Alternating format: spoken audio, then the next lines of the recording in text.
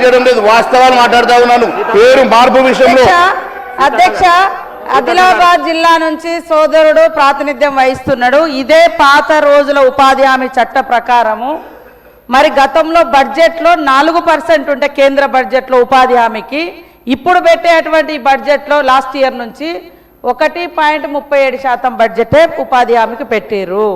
గతంలో మరి మొత్తం కేంద్రం భరిస్తే ఇప్పుడు 40% రాష్ట్రాల మీద పెడితే అప్పులున్న రాష్ట్రాలు ఎట్లా ఉపాధి పెంచుకోవాలి? మీది ఎట్లా ఉన్నదంటే కేంద్రం అనుమతిస్తుందట కానీ భారాన్ని మేము మోయాలట. అట్లాంటప్పుడు మీరెందుకు మమ్మల్ని మీ భారం మా మీద మోస్తారు? ఎట్లుందంటే మా అనుమతి తీసుకోండి కానీ మీరు గడక తిన్నా గంజి తిన్నా మమ్మల్ని అడగండి అన్నట్టుంది.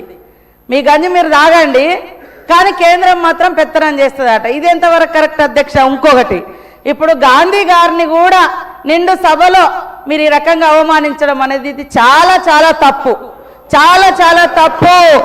ఓకే, భావజాలాలు ఏమైనా ఉండొచ్చు, సరే మీది ఆర్ఎస్ఎస్ బ్యాక్గ్రౌండ్ కలిగినటువంటి బీజేపీ పార్టీ కాబట్టి ఆ రోజు గాంధీ గారిని చంపింది కూడా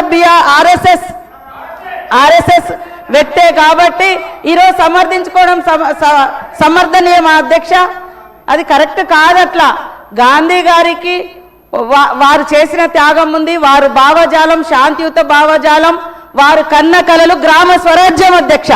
అందుకనే ఈరోజు గ్రామ స్వరాజ్యం రావాలంటే గాంధీ కలలు నిజం కావాలని, అది గ్రామీణ ప్రాంతాల్లో పేదరికం నిర్మూలన జరగాలని ఈ యొక్క ఉపాధి హామీని ఒక ఏదో అడుక్కుంటే వచ్చేదిలాగా కాకుండా హక్కులాగా ఇచ్చింది కాంగ్రెస్ ప్రభుత్వం. సోనియా గాంధీ గారి యూపీఏ చైర్పర్సన్గా, మన్మోహన్ సింగ్ గారు స్వర్గీయ ప్రధానమంత్రిగా పెట్టడం జరిగింది అధ్యక్ష.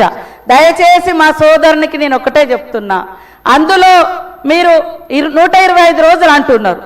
ఇప్పటి వరకు నేను మొత్తం తీసిన 125 రోజులు కాదు, మనం ఇచ్చిన 100 రోజులలో 60-50 రోజులు కూడా దాటిన ఎక్కడ పని జరగలే అధ్యక్ష వాళ్ళు పరిపాలించే రాష్ట్రాలలో కూడా. కాబట్టి 100 రోజులు 125 పెంచడం అంటున్నారు ఓకే, కానీ అక్కడ చూస్తే 125 రోజులలో 50 రోజులు రాష్ట్రం పని కల్పించండి అంటున్నారు.